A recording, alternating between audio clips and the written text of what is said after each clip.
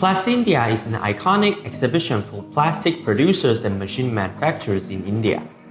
Polystar has been an exhibitor in Plastindia since 2015, and we have successfully sold dozens of our machines to Indian and global customers when we attended the show. Polystar exhibited a shredder-integrated recycling machine in this year's Plastindia. More and more raffia and non-woven producers in India are aware of the importance of recycling their production waste. Many visitors stopped by our booth to know more about our solutions to recycle PP raffia and non-woven bags, and they were surprised at the efficiency of our recycling machines.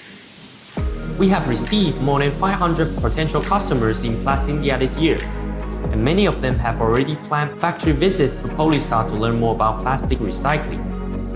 If you are interested in visiting our factory in Taiwan, feel free to contact our sales team for more information.